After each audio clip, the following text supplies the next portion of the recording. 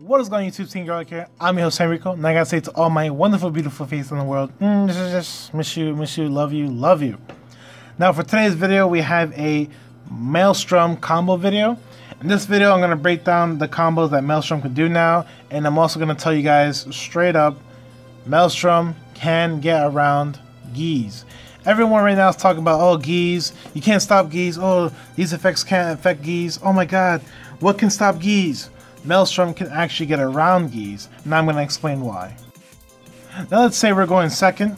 This is our hand. We're going to ride the Vanguard, of course, and then we're going to call the new Battle Siren promo. Her effect is basically we reveal a Maelstrom in the hand, discard it, search our deck for a new Maelstrom and add to our hand. Pretty simple. The main purpose of this card is to deck in as much as possible and to fill up our grave with Maelstroms as much as possible.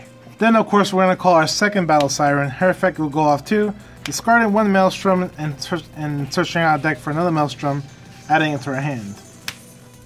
And of course we're going to add to our hand the new Stride Break Maelstrom, discarding this one, and then shuffle, shuffle. Shuffle, shuffle, shuffle, shuffle, shuffle. Now again, if you go in second, so basically you're going to have the first turn attack. You can rush your opponent with all your grade 1s as much as possible. Attack, draw check, nothing. That's fine.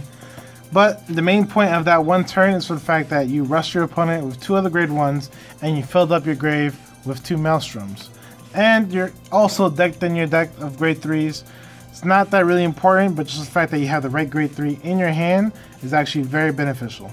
Now let's say the turn goes back to you. Your opponent now has a Geese, the new Xerath Dragon, with a full field of Xerath Dragons. So obviously next turn is going to be final turn for you. So as your second stride, you're going to want to stride into your new Maelstrom. The new Maelstrom basically does is, whenever it attacks your opponent, if it's the 4th battle or more, your opponent cannot guard with any number of cards that's lower than the cards in your soul.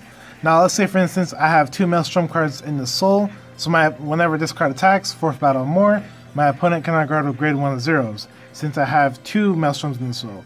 So let's just say this is our hand. For this turn we're going to want to stride, ditching this of course. Stride into the new Maelstrom. Stride back skill, counterblast 1.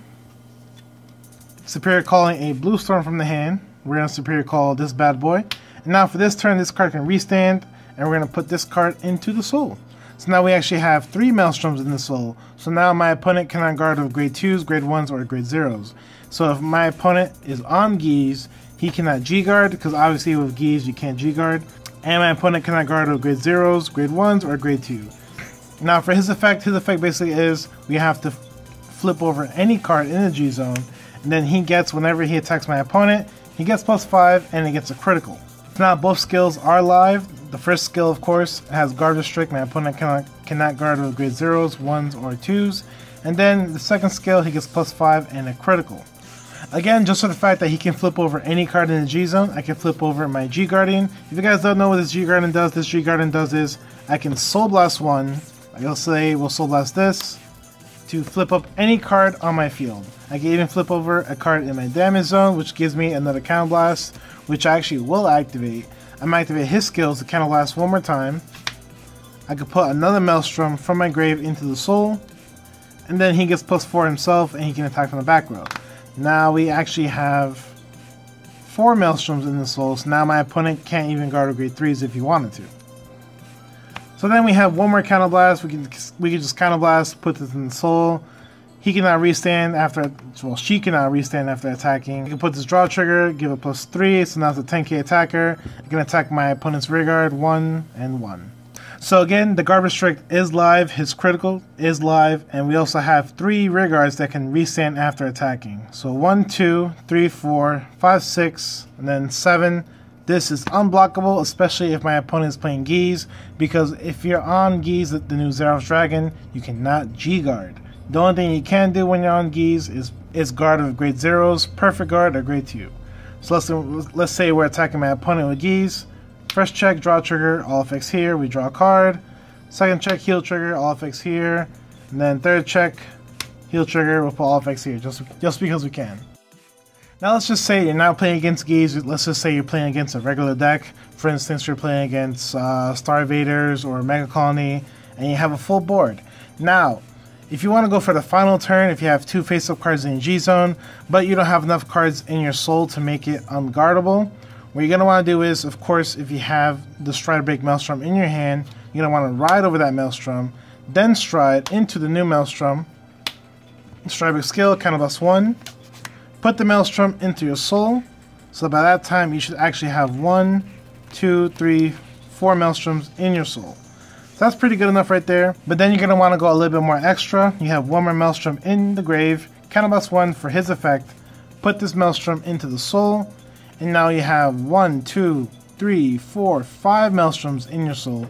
So now your opponent cannot guard with grade 1s, 0s, 2s, grade 3s, or grade 4s. Now again, reaching that combo play is a little bit difficult just for the fact that you have to make sure you have this grade 2 on your field at all times. It's a counter +1, and you have to make sure you have another Stride Break Maelstrom in your hand to ride on top of the Maelstrom, and then stride again to make sure you have 2 more additional cards in your soul.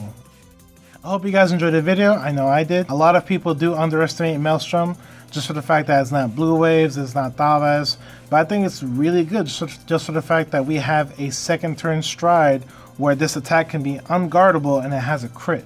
Now again, to answer all of you guys, the new Xerath Dragon Geese, which cannot be affected by any of my cards, the new Maelstrom does get around it. The new Maelstrom does not affect Geese at all. It only affects my opponent. It affects what my opponent cannot guard with. So guys, remember, Guard Restrict does not affect Geese. Guard Restrict affects my opponent. So just for the fact that he gets +5 for himself is a 31k, and it can make my opponent not guard with grade 0s, grade 1s, or grade 2s, and if they're on Geese, Geese cannot G-guard. So it's already bad enough that they have to guard with perfect guards or grade 0s, but he actually stops my opponent to guard with grade 0s or grade 1s. If you guys like this video, hit that like button. If you guys want to see more combo videos of different clans, please comment down below. Let us know what other clans you want to see with the combo videos. And of course guys, if you guys want to see more Cardfight Vanguard videos, please subscribe to our channel if you haven't. And as always guys, may the critical trigger forever be in your favor. Deuces.